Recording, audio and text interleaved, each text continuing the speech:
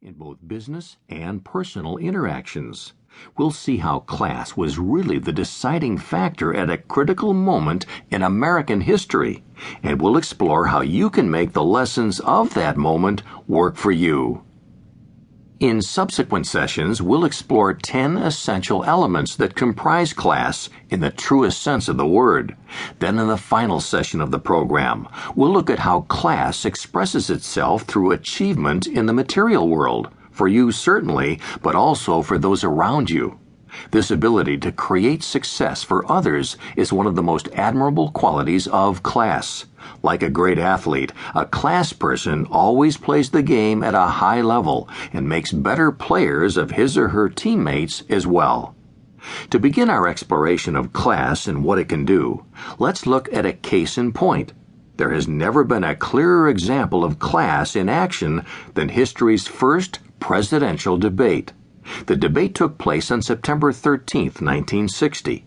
The participants, of course, were John F. Kennedy, then a senator from Massachusetts, and Vice President Richard M. Nixon. Over the years, whole books have been written about this event, but it's rarely been discussed from the perspective of class, in the way that we'll be using the word. Yet class was really a huge factor in the debate. It really made the difference in who won and who lost, and in that sense, it changed the course of history. It's often been pointed out that people who heard the debate on radio thought that Richard Nixon had won, while the millions who watched on TV considered John Kennedy the clear winner. There's a simple reason for this. Nixon had an excellent presentation, but Kennedy had an overwhelming class advantage. What do we mean by class advantage? Well, it doesn't mean that Kennedy was wealthier than Nixon, although that may have been the case. What it does mean is the first very important point to understand about class. John Kennedy's class advantage came from the fact that he seemed cool, calm, and in control. Once again, Nixon had the content, but Kennedy had the class. In fact, nothing that was said that night was particularly significant. There were no zingers or sound bites, and the issues that were discussed seemed totally irrelevant in today's world.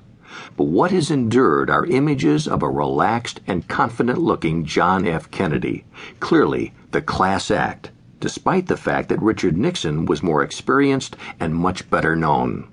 How did this happen? Well, amid all that has been written about the first presidential debate, 3 points stand out. We'll be returning to these points in various forms throughout the program, so as you listen to them now, give some thought to how they may also be present in your life and your career. You may never run for president, but you will surely be facing some of the same decisions Kennedy and Nixon made almost 50 years ago. On the surface, those decisions may have seemed to be about technicalities or procedures, but they were really about something else. They were about class, or the perception of class, and about how to most effectively communicate that perception. First, the participants in the debate were there for very different reasons. For Kennedy, the debate was a positive choice. As a relative unknown, he had everything to gain and little to lose. For Nixon, however, it was a constraint. And worst of all, it was a constraint he imposed upon himself against the counsel of those around him. Nixon's advisers urged him not to debate Kennedy, but Nixon felt compelled to do so. He felt he had something to prove, perhaps to himself more than to anyone else, so his actions were based on insecurity rather than strength. This is an extremely interesting dynamic, one that can affect any decision-maker, regardless of the external circumstances. In fact, the more powerful people become, the more constrained they may feel to prove that they actually deserve their power. They need constant reassurance and support, which often manifests as a crew of yes-men to head off any self-doubt. Class never expresses itself unwillingly. Class always is a positive or even a joyful choice. Even if your actions are objectively class, the positive effect is canceled if the motivation is negative.